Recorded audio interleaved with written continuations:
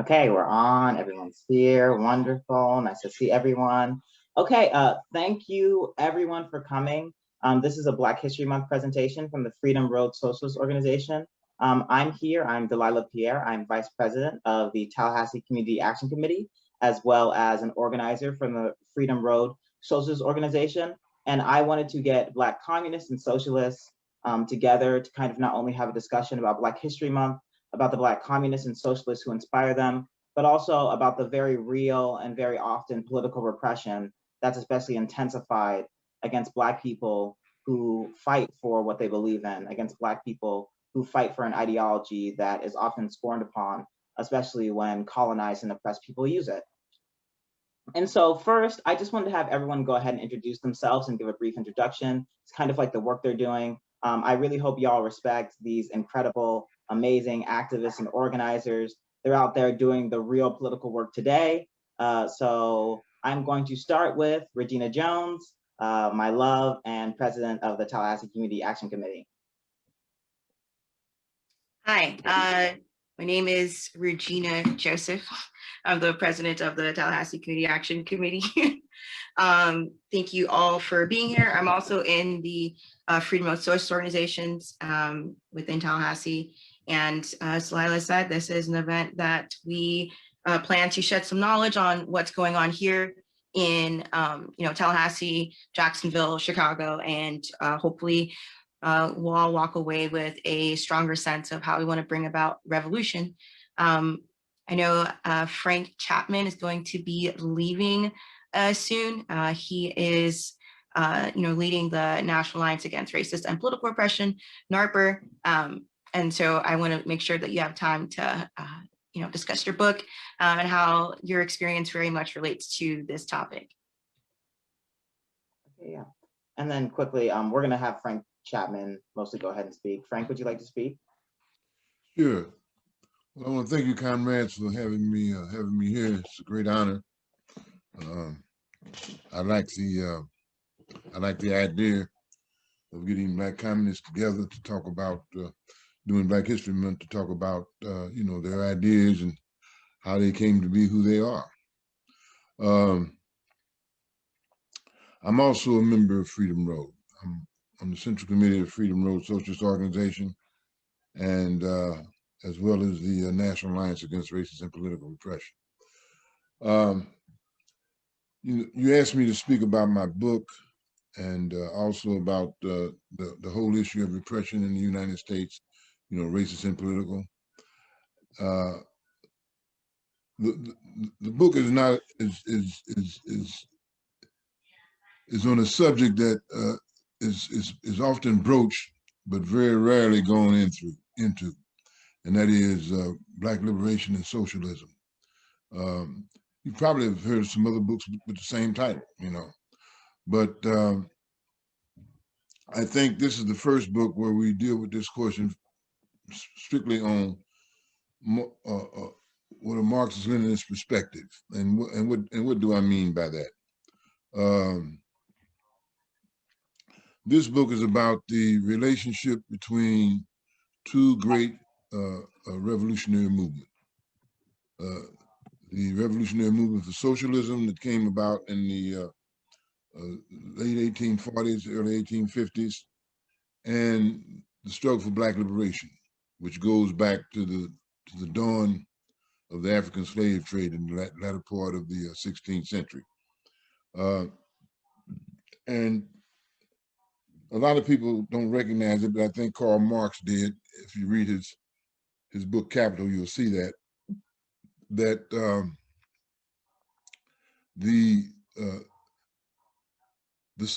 revolt of the slaves against capitalism, because that's what enslaved them, that's what enslaved them and brought them into the Americas, was capitalism. And they were brought here as enslaved labor to produce cotton, tobacco, build roads, do whatever. And so the slave revolts were the first uprisings in modern times, in modern history, against capitalism. and it took place all over this hemisphere. Perhaps the oldest one took place in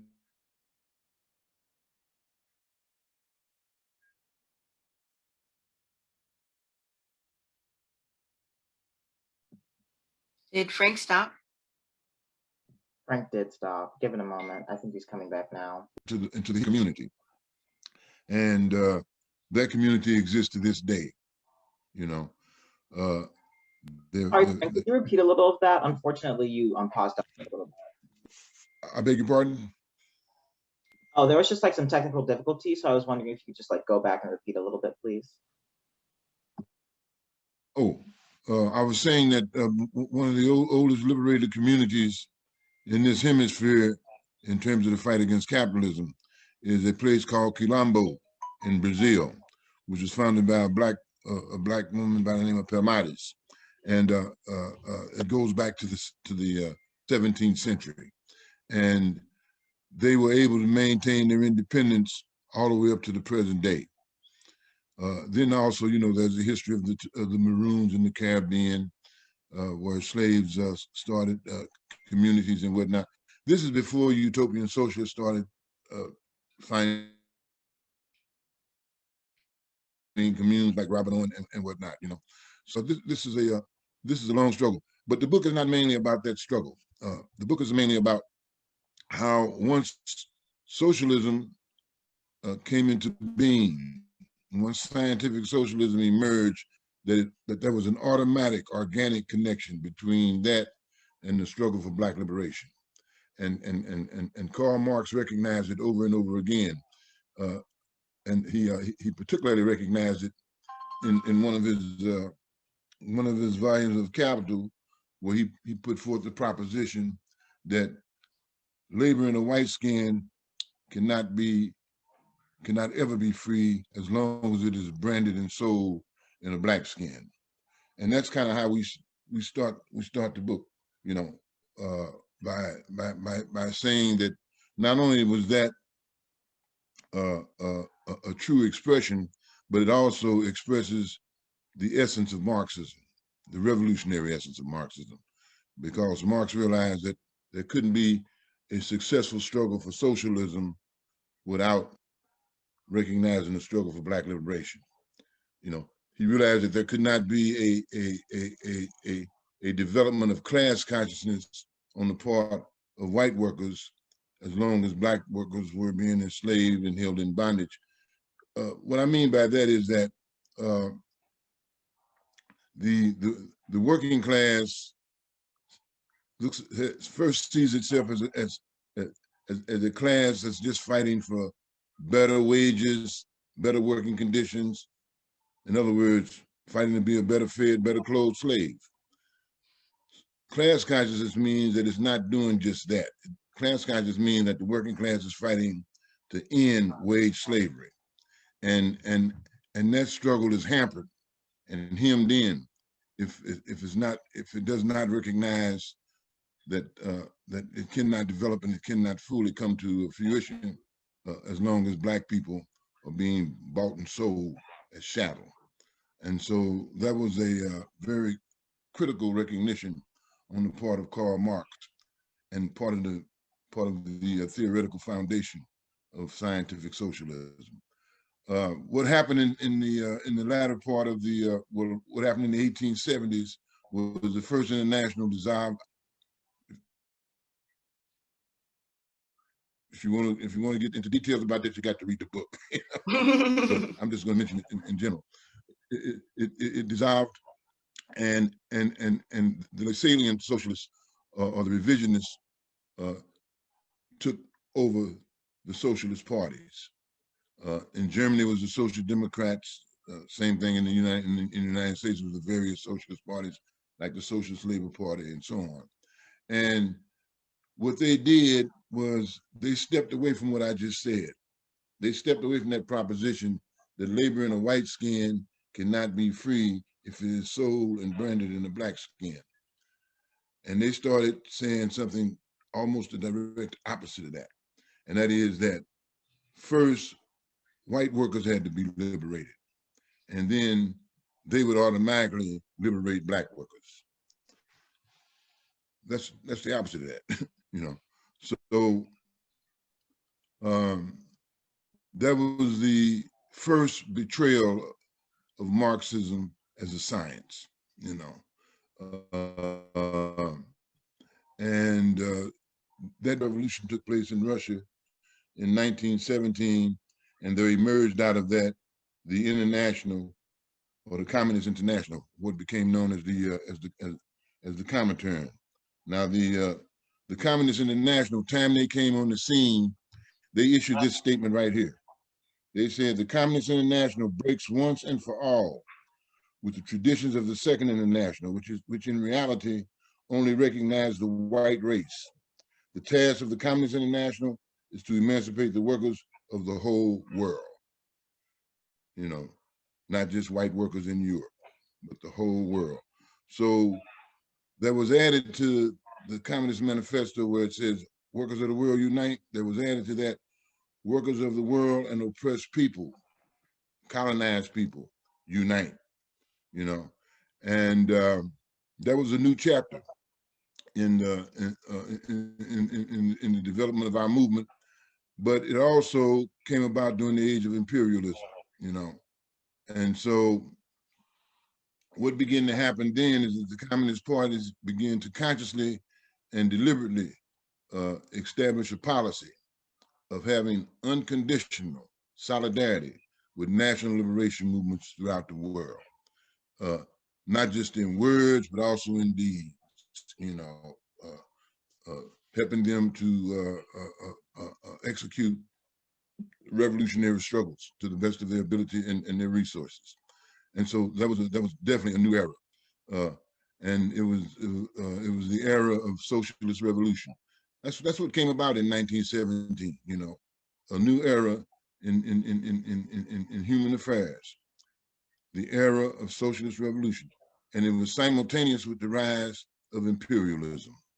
You know, so that's how we get started in this, and then we go into a detailed history of how the struggle for Black liberation and the struggle for communism, socialism, interact, both in the 19th century and in the 20th century and in the present moment that we're in.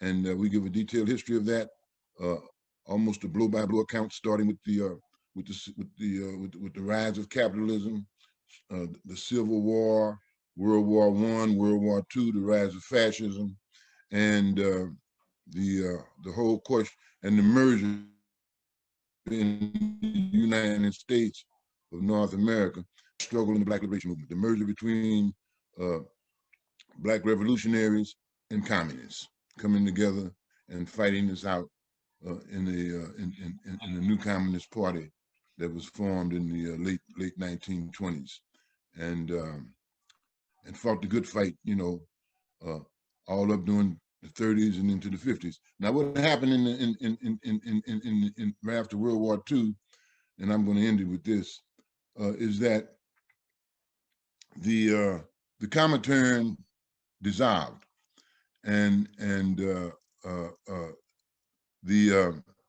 imperialists began to go all out to try to destroy the international communist movement. And so what they did here in the United States, the idea that the concept of a Black nation in America was manufactured in Moscow and brought to the United States and imposed upon Black people. This book says that that's a lie. That's a lie. That did not happen. The Black liberation movement had developed and had become conscious of itself as a nation long before the October Revolution in 1917 ever took place. We show you in this book that the first formation of the idea of a Black nation and whatnot took place in 1817, you know, 100 years before the Bolshevik Revolution. And then in 1831, there emerged Delaney R. Robertson, Martin Robertson Delaney, who became one of the architects of the Black nationalist movement in the 19th century. And we show you how he developed a whole theory around the concept of a Black nation and whatnot. There was not really too different from Lenin's theory in terms of its basic elements, but it was different in the sense that he was not a communist. You know, he was operating within the confines of bourgeois society, but he recognized the basic problem, and he was a revolutionary. You know, he was revolutionary in the era of bourgeois revolutions, and so we show how that idea is wrong, and that in fact there is a Black nation in the United States, has been for quite a while, and we go on to demonstrate how that is the case, and that it was during the McCarthy era that the United States government took a very aggressive and active role in trying to convince people that this was an idea that came from Russia, that Black people did not think of this themselves.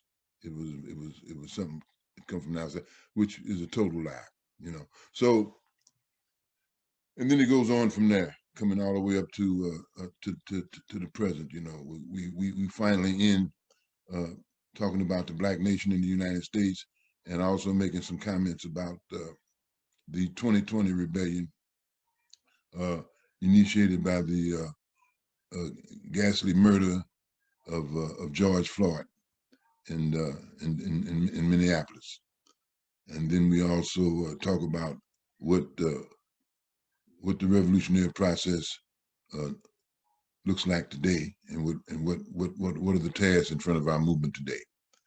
So I'll just make a couple other comments about the National Alliance Against Race and Political Repression. And that is that we as an organization came into being in 1973 in the wake of the tremendous historical victory in the Angela Davis case, where we got her freed. She had been charged with murder.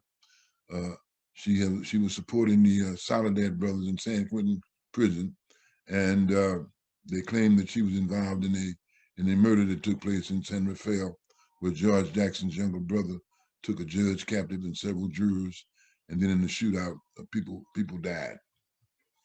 She wasn't even there.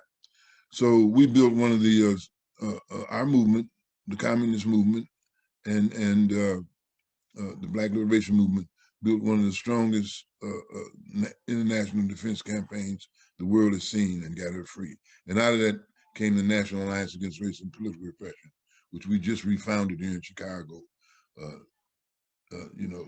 year before last. Damn, it's been a long time. But our main mission is to fight racist and political repression in all of its various forms, you know. Mainly what we've been concentrating on in the present moment, because it's such a hideous crime against humanity, is what the police do, you know. And we've been fighting for community control of the police, and we have brought that struggle from a local level in Chicago to a national level in the United States. I think that's a good place to stop. Well, thank you so much, Frank, and we really appreciate that. Really in-depth, of course, detailed and intricate analysis, and all the really important information that you kind of introduced. And I especially, like, I personally have managed to finish, you know, your new book and your old book. I'd also really recommend The Damned Do Not Cry by Frank Chapman. It's an excellent book as well, and really do think it kind of like expounds those details that people really need, not just to know, you know, about the Black liberation movement and socialism, but also about like the foundations of Marxism, Leninism. And I really respect, especially its international approach. So we really appreciate Frank Chapman for coming and speaking. Like, it's really amazing that he took his time out to do this. He has some really important work to do with community control of the police right now, so he might not be able to stay for the entirety of the event. But we so appreciate you, and honestly, I'm the one who feels honored that you came. So thank you so much for that. Okay. Yes. And so I'm going to go ahead and move on to Tony Jones. Hi, thank you, Dwyer. My name is Tony. I use he, her pronouns.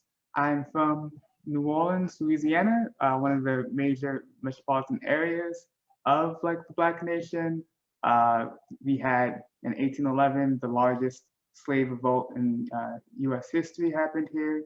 And so it's a place I'm very proud to be struggling in. I'm a member of the Road Socialist Organization. I work with transgender people in the Real Name campaign, fighting for accessible legal name and gender marker changes. And our fight here locally is to kind of revamp the struggle against police crimes.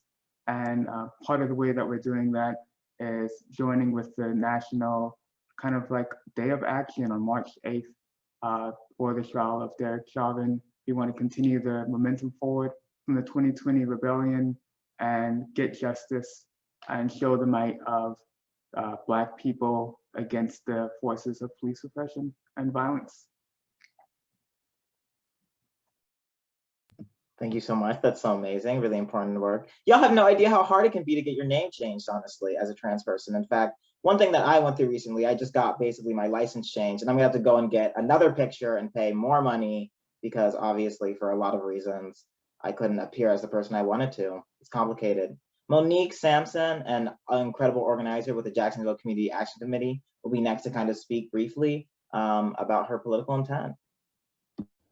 Awesome. My name is Monique Sampson, and I'm a co-founder of the UNF Students for Democratic Society, as well as the Jacksonville Community Action Committee.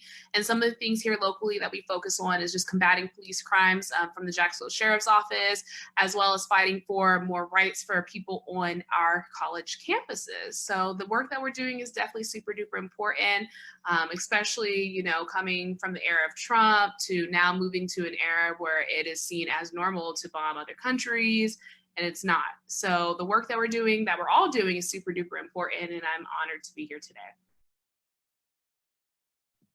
I'm so glad that you all kind of like spoke about that, and to like get more into depth with the work y'all been doing, and especially what's been happening. I know because I live here in Florida, but also in New Orleans. I want us to kind of like go into speaking specifically about the political repression that you've either faced in the past, for being a communist, for being a Black person fighting for Black liberation, hell, for in our country being honestly someone with some liberal or progressive intent in any sense whatsoever, and how that's personally affected you. I know Regina, of course, is one of Battalion 19, and I know that Monique has also had to deal with political repression, as well as Tony. So if y'all could go into that and talk about how that political repression has shaped you, shaped your struggle as a communist, shaped your struggle for Black liberation, please let me know. Yeah, I can go first. So my name is Regina Joseph. Like it was mentioned earlier, I'm the president of the Tallahassee Community Action Committee. I'm also the district organizer for the Tallahassee district of the Road Socialist Organization, of which I'm obviously a member. And I have dealt with political repression. Before I even really dealt with political repression, you know, I was learning about it and showing solidarity with, you know, the anti-war 23 in 2010 and, you know, ODA. And so, you know, of course, it's just really interesting to, you know, like these are people that we know who have gone through political repression, like people whose houses were like raided, and to actually see, you know, how we're just not disconnected from that, and how political repression shapes all of our lives. You know, I wasn't raided by the FBI, but I was a part of a group of community organizers and students and just members who were protesting against a grand jury announcement that the cops that killed Michael Johnson, Wilbon Woodard, and Tony McDade, they were not indicted. So there wasn't even a trial to talk about, you know, the crime that they had committed to our community. And so on August 29th, there was a gunman. And so that was like a level of political repression in the sense that the Tallahassee Police Department was shaking hands with someone that was clearly a white nationalist, like he had a white nationalist hat, and, you know, they knew that he had a gun and he was shaking hands with them. And this was maybe just a week or so after, you know, Kenosha with Kyle Rittenhouse. So, that was like a really scary event, and it was obvious that the police was doing this so that they could get us out of the street and to scare us into, not going back out there. And that was scary, but it didn't work because a week after, on September 5th, we protested in front of the Capitol, and we were snatched up by 5 law enforcement agencies. There was 100 people and 300 police officers in riot gear. They had a K9. They had a mobile arrest unit ready underneath the courthouse. They said in a newspaper, "We're going to arrest you." And even though we were walking on the sidewalk, we still got arrested. And that itself was an event that, I've never been arrested before. And that's unfortunately a very common thing for people, especially Black people in this country. But I was arrested, and it wasn't bad enough that 14 of us were arrested, but 2 days later, they arrested 2 more people. So we became the tally 16. And then they arrested 2 more people. And then we became the tally 18. And there's like, a fill in the blank warrant that's around right now. That is for some person that participated on the September 5th event. So, we're still out there. We're still fighting against political repression. We're fighting against police brutality. And that's why it's so important that we have community control of the police, so that the police are not wasting their time going after people who are protesting to have a better future in life in this country, but instead are getting $300,000 armored vehicles to further militarize the police. And then of course there's shortly after, we were arrested. And of course, this is the accumulation of events throughout the entire summer in, Jacksonville, Tallahassee, Miami, Black Lives Matter events in response to not only George Floyd, but Tony McDade here and Michael Johnson, and, all these other similar cases of police brutality.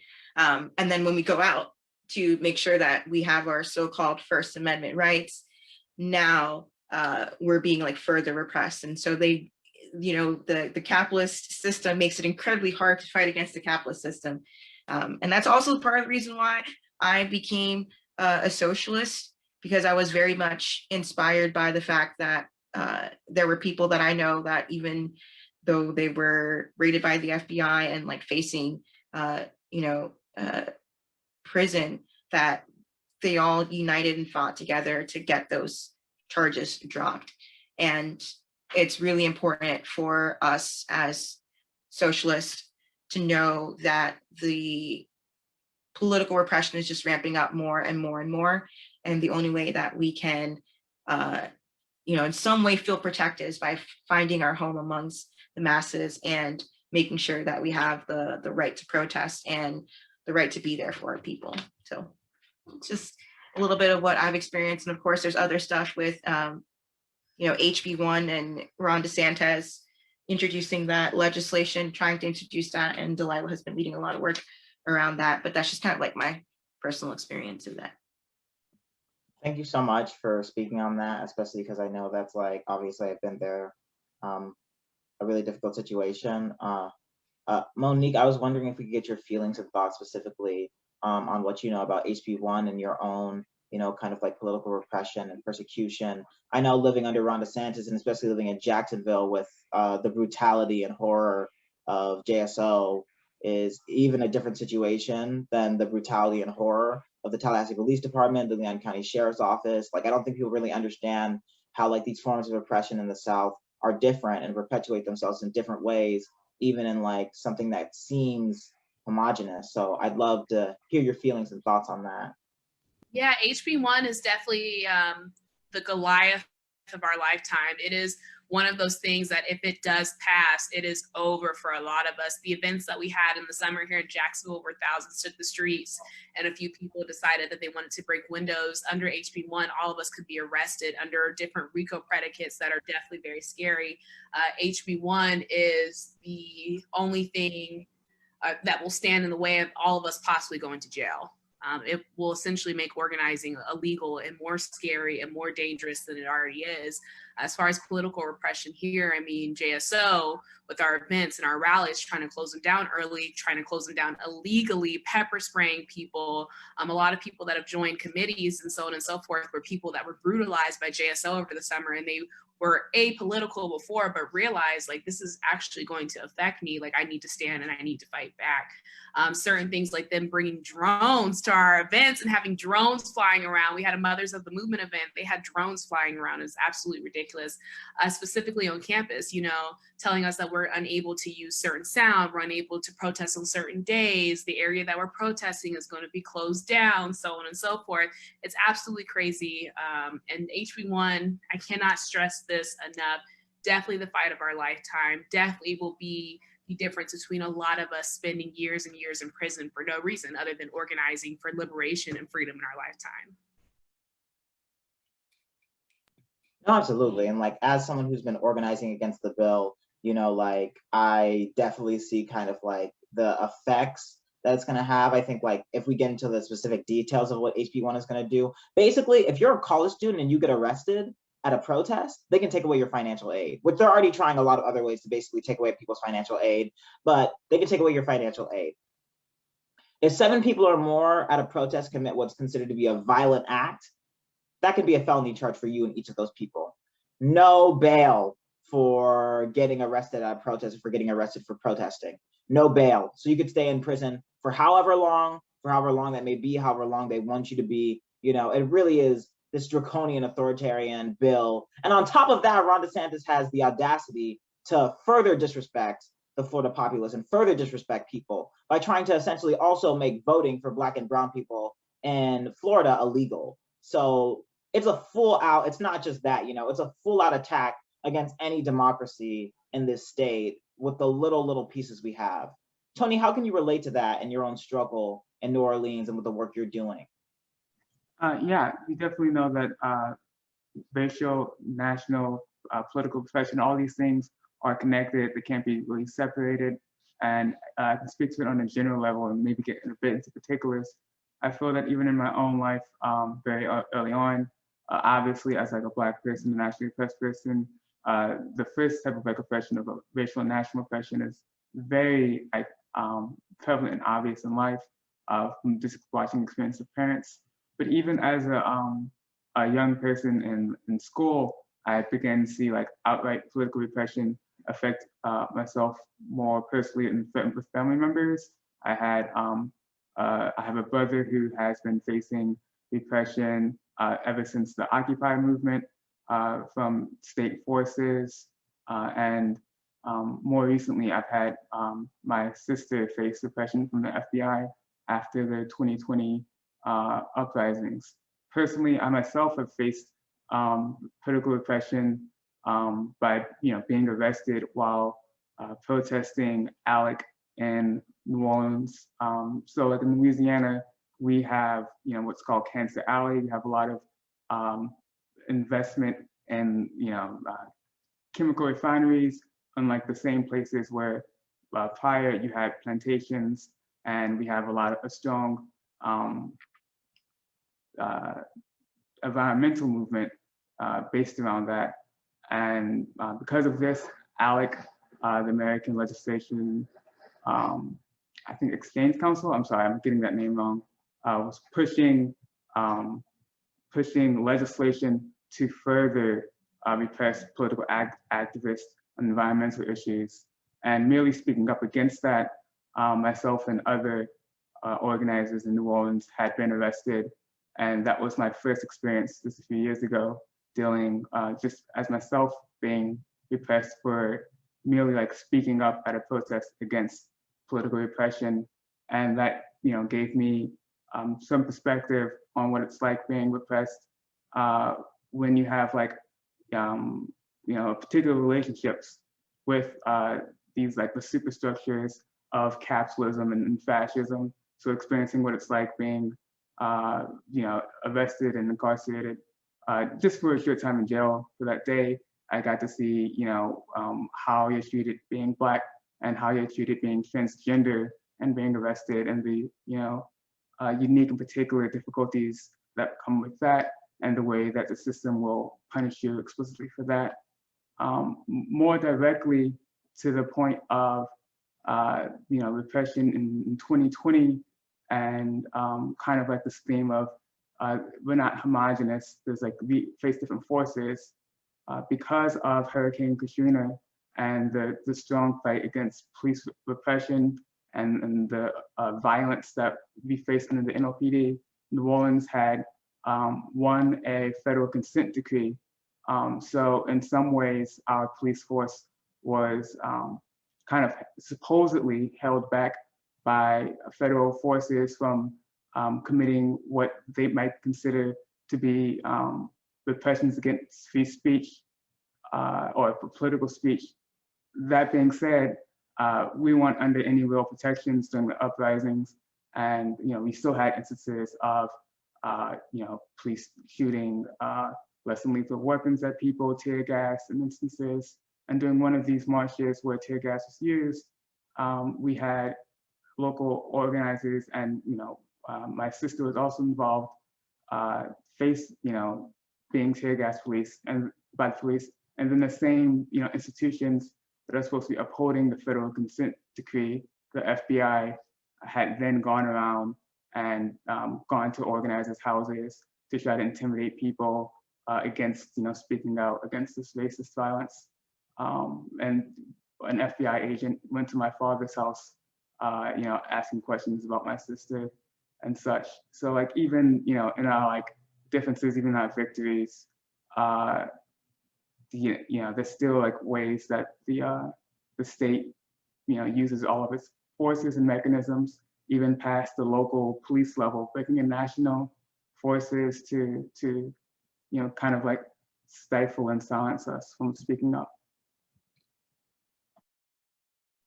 Exactly. Thank you so much for that. And I think it's really important to see, like, I think a lot of people like to think of the police, they're like, oh, they're trying their best. They're really trying to help people. They're really trying to do what they can for the community. But I think what really shows, who the police are and what their true character is what happens when they're called out and when they're challenged. Their goal is never to actually communicate and talk with people. It's to use these manipulative or straight out forward mechanisms of repression to stop people from acting. You know what I mean? Like, that's not a conversation between the community. That's not trying to help Black people. What they want to do is silence you and make it so that you're afraid to speak out. Make it so that they can use their tools, whatever they have within their own power, to repress people. And we saw that in Tallahassee, especially. We won't stand for HB1.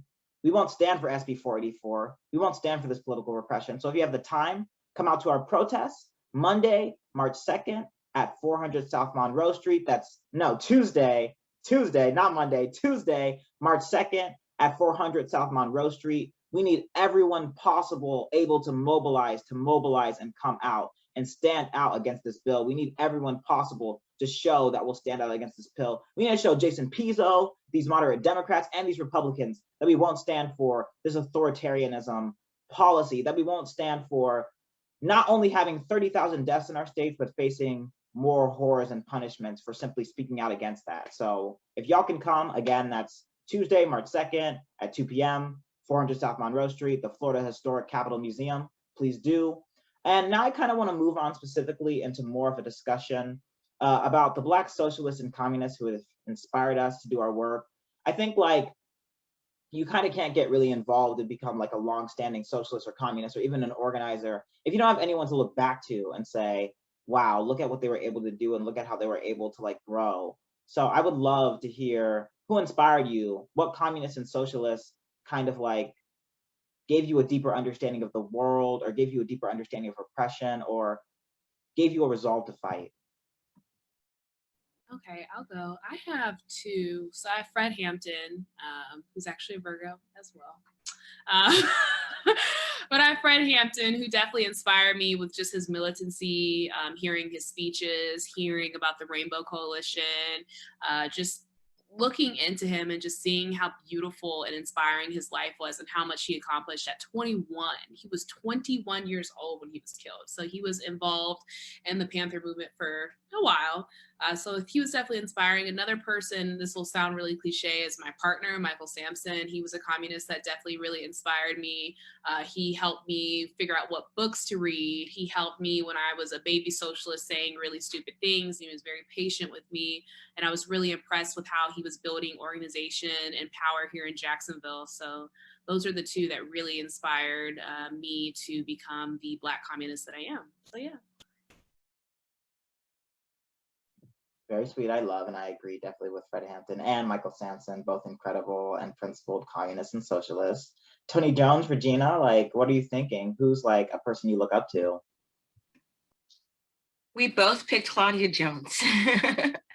And I was like, well, let's not, I mean, there's always more time to talk about Claudia Jones.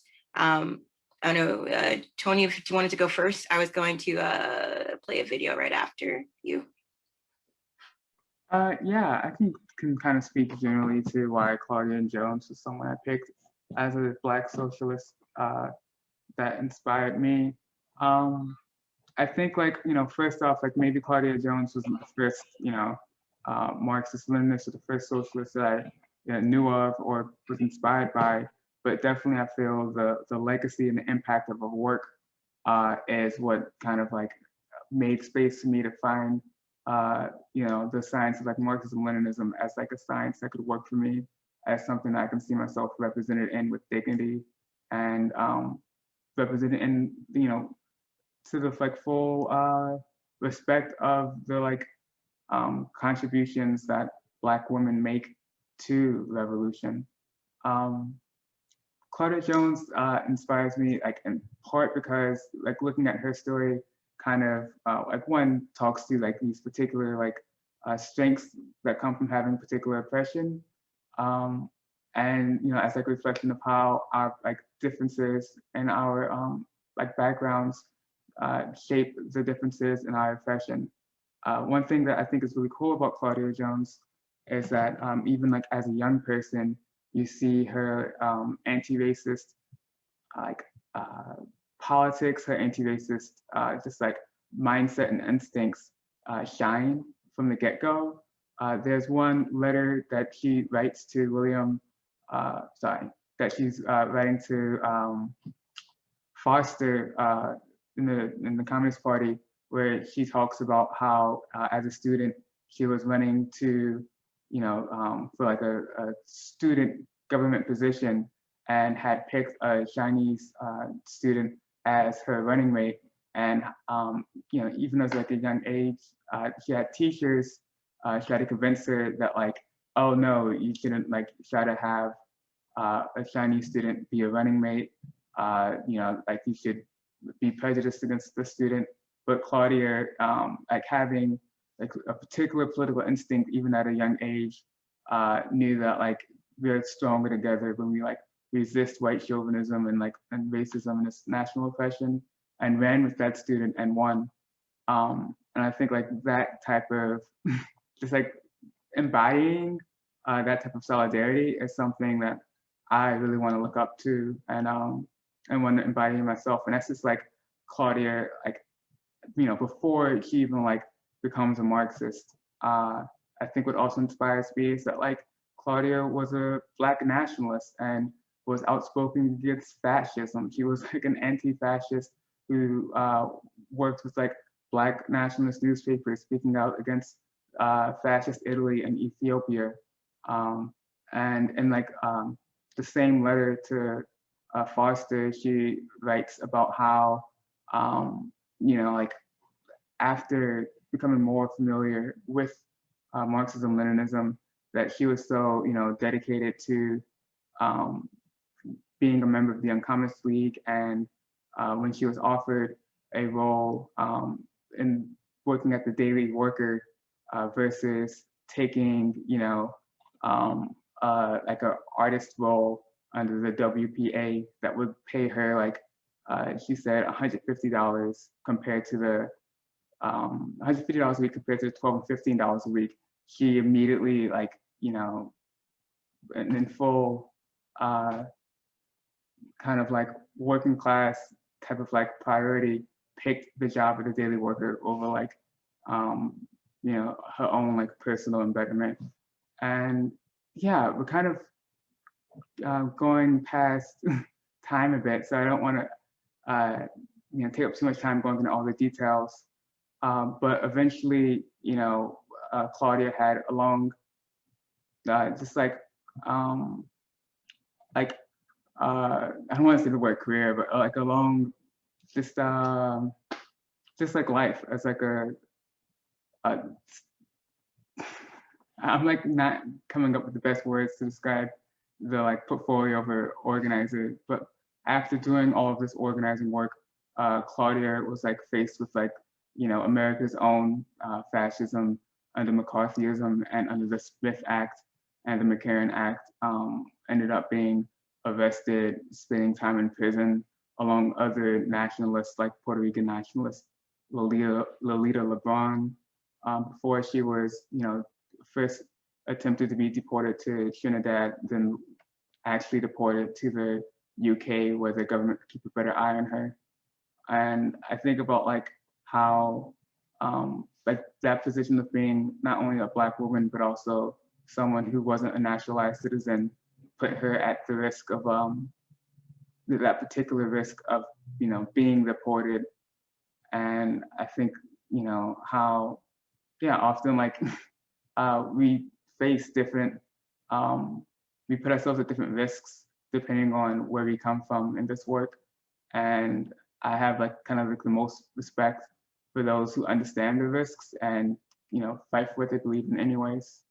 And so like nowadays, when the states like also, once again, you see like the rise of more fascistic ideas in America, and like this like repression against anti-fascists pop up again, I'm definitely like, you know, have Claudia Jones more and more on my mind. You know, like as, yeah, like we face like the erasure of even the most bourgeois idea of like rights to free speech currently. So I kind of spoke a lot there, but yeah, I feel like, you know, with a communist like Claudia, it's definitely a topic where you can just like go on and go on and on. Well, thank you. And also, like, you know, I mean, I know about Claudia Jones, but you know about Claudia Jones. So it's always good to hear you know your stuff. I know Regina kind of wanted to actually introduce a video about Claudia Jones. Is that set up yet, Regina? Yes. Also, Tony, I can hear you talk for a long time about Claudia Jones and really just all your work in general in New Orleans. So do not apologize at all. I love learning more and more things. I'm going to go ahead and share my screen real quick. And I will say that, you know, I also picked Claudia Jones because I am a Haitian woman. So I am from the Caribbean, and you know, it just really speaks to just the kind of solidarity that we can have as the people, you know, not just people from the Caribbeans and, you know, Africans, but also like African Americans and, you know, all just kind of coming together. And I thought that was really cool, just learning about how Claudia Jones, you know, created the Notting Festival, you know, in Britain as a way to bring these different groups together. And I also just think about how when I was trying to look up some more stuff about her earlier today, there was just a lot of just kind of like whitewashing of her history. And it's like, oh yeah, she made a carnival and that's really cool. And then, you know, there wasn't any discussion about how she was as like, you know, how she was as like a communist. So that was just really interesting to watch. The video is up. Here it is. 1 second. I'll go ahead and play it. I thought I had it set up and I didn't. That's totally okay. I kind of actually wanted to talk about Black socialists and communists who really inspired me. And I'd say that's like both Amiri and Amina Baraka.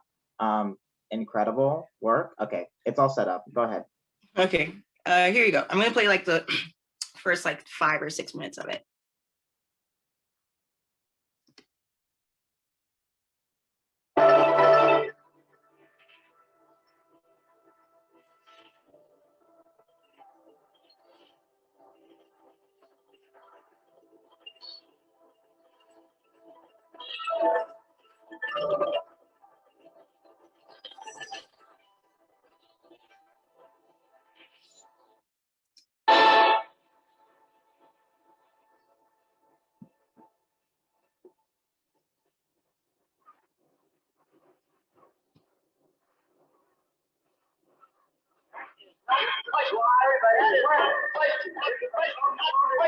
Are you a member of the Communist Party? The question is, have you ever been a member of the Communist Party?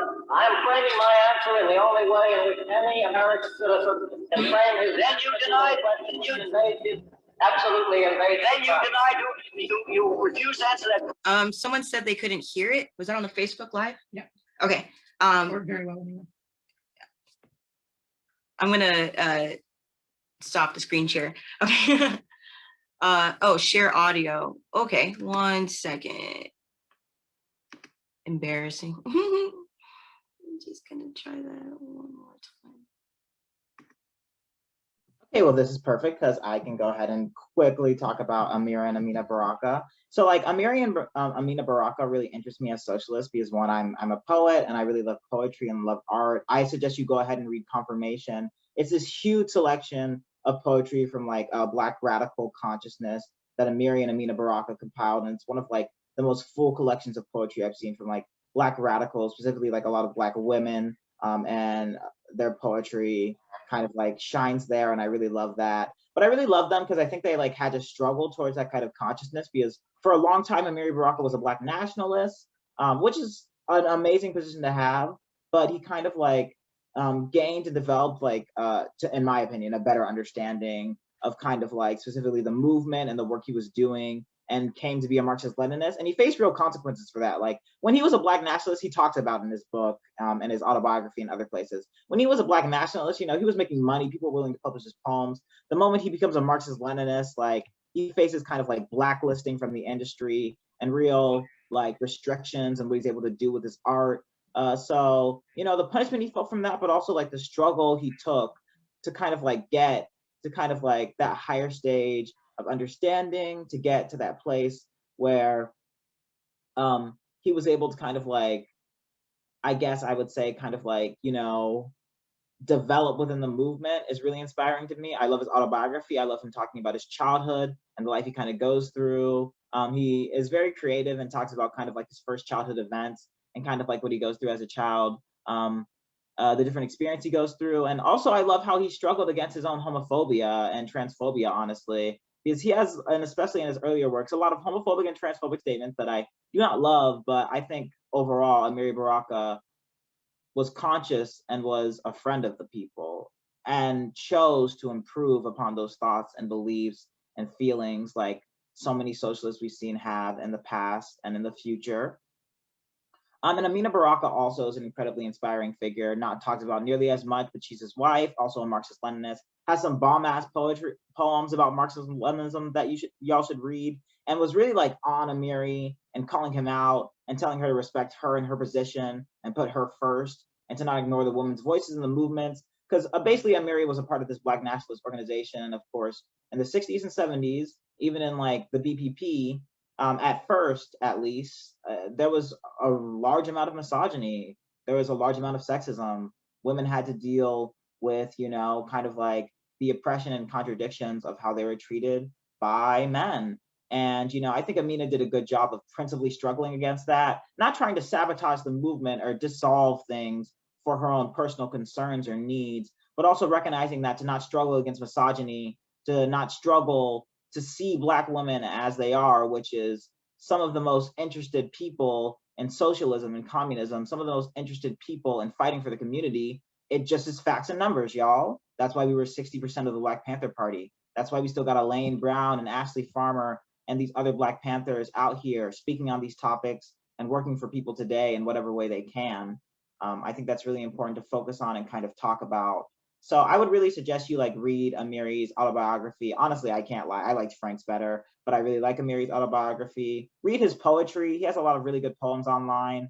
You know, they'll call him anti-Semitic, but basically if you think Palestinians deserve rights, you're anti-Semitic now, so whatever.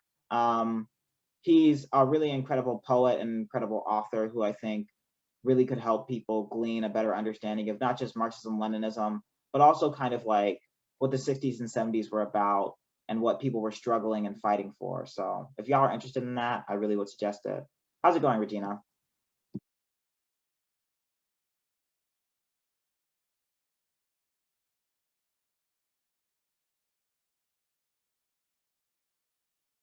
question. Is that correct? I have told you that I will open my beliefs, my affiliations, and everything else to the American public, and they will know where I stand, as they do from what I have written. Stand away from the stand. For Americanism for many years, and I Stand away from the stand. fight for the Bill of Rights, which I'll was trying to destroy. stand away from the stand. The question is, have you ever been a member of the Communist Party?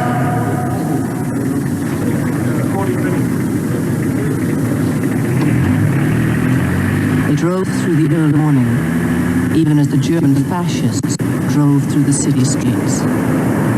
One heard people near us talk about ordinary things, never suspecting that next to them was an example of the denial of free speech and thought.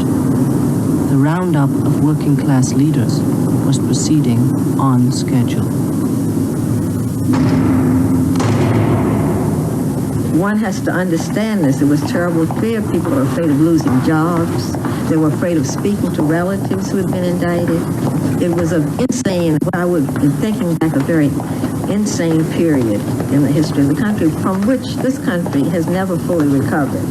And when the FBI men knocked at my door in June of 1951 at 7 in the morning and took me in custody before my wife and 2 children, it was not a surprise or a great shock. We were quite well prepared for it emotionally and every other way. We expected Claudia, among others, to be arrested. Question is, have you ever been a member of the Communist Party? How can you decide to mete out justice for the only act to which I proudly plead guilty? That of being a member and officer of the Communist Party of the United States. All of a sudden, everybody's too.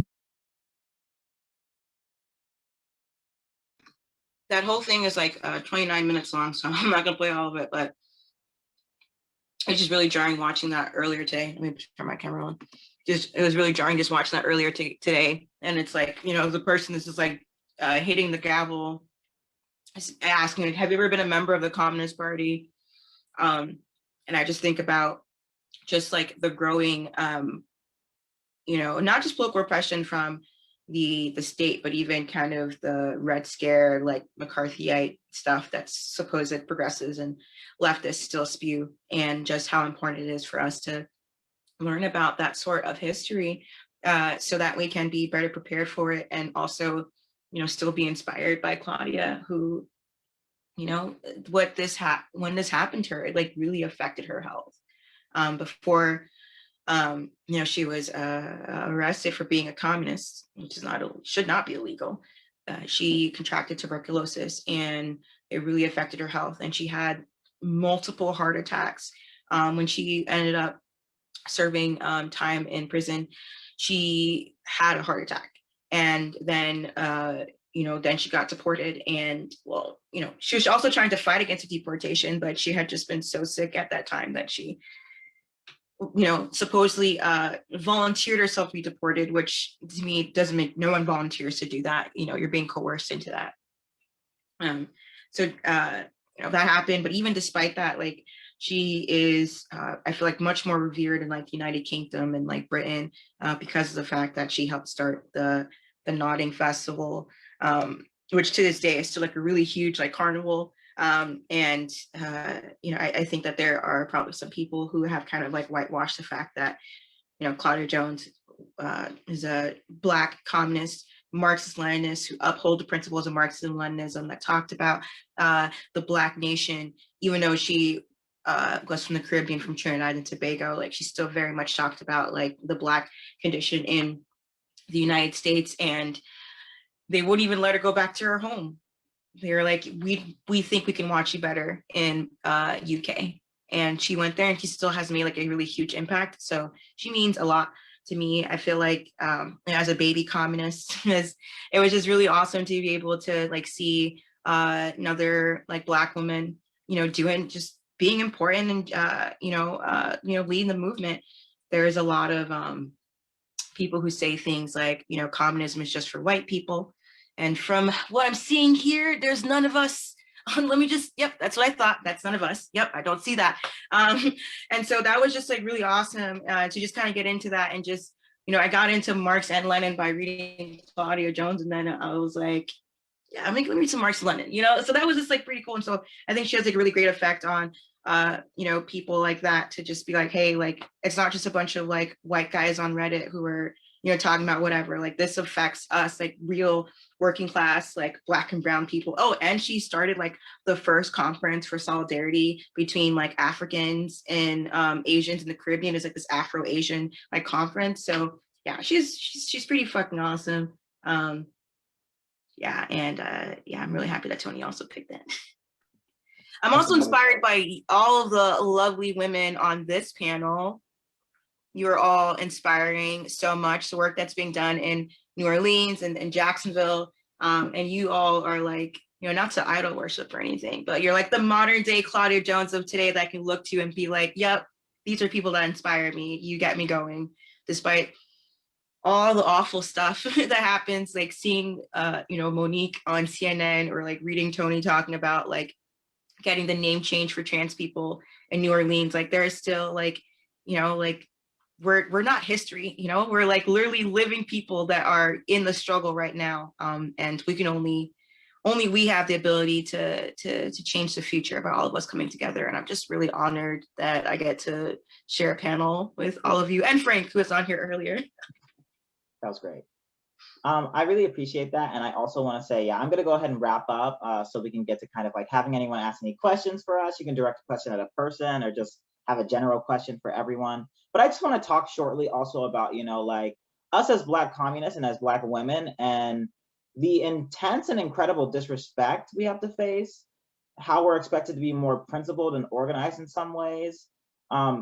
And also kind of how our political opinion and ideology, if not our entire being, is erased. You know what I mean? Like there are so many people today who have respect for Angela Davis and who love Angela Davis, but then will cite these same anti-communist ideas and ideologies that she's spent her entire life fighting against and struggling against. There are so many people today who will uplift Black women, but specifically exclude Black women who are socialists and communists out of the conversation.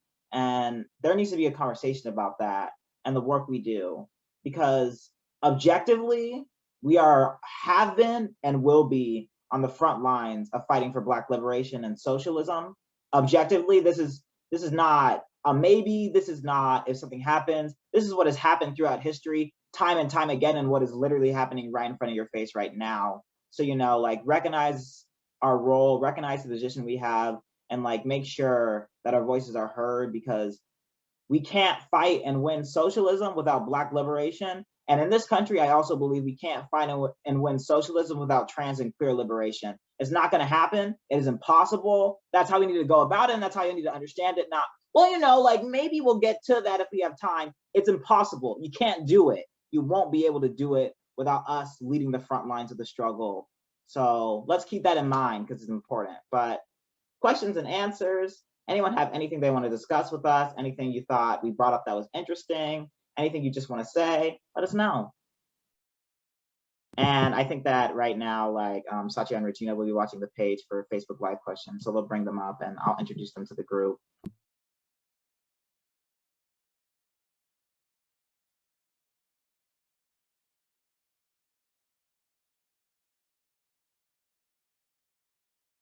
Colby wanted to join the panel too. He says hello. He wouldn't stop barking until I picked him up. So he's gonna sit right here. If that's Baby. Okay. He is baby. Right now, like Satya.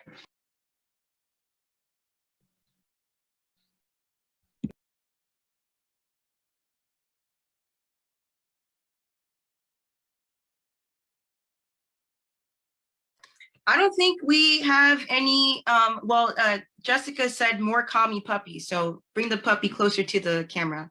Oh yes. Oh yeah, look at that little doggy. Oh, look at little baby. Yeah, I have 2 commie cats that I didn't let in here because they would just meow and yell at me the entire time of our presentation, but I love them.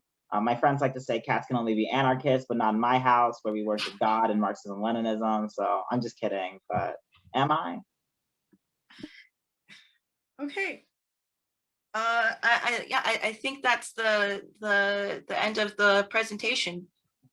Well, I want to thank everyone for coming out and everyone who spoke and was able to be here today. Like, I really, really feel, of course, like an intense passion and profound respect for all of you, but also for the work of Black women, Black socialists, Black communists, what we've been able to do for the movement and what we're going to do in the future. So thank you to everyone who watched us today. I also want to go ahead and thank really quickly Courtney, Alex, Edmund, and Ross.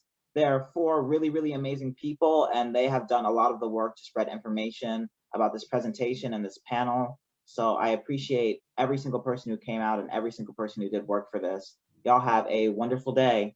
Oh, and don't forget to join the FRSO, and you should all read Fight Back News. It's the best. I should have worn my shirt. Oh, I got my shirt on. It looks purple. Bye, everybody. Bye, everyone.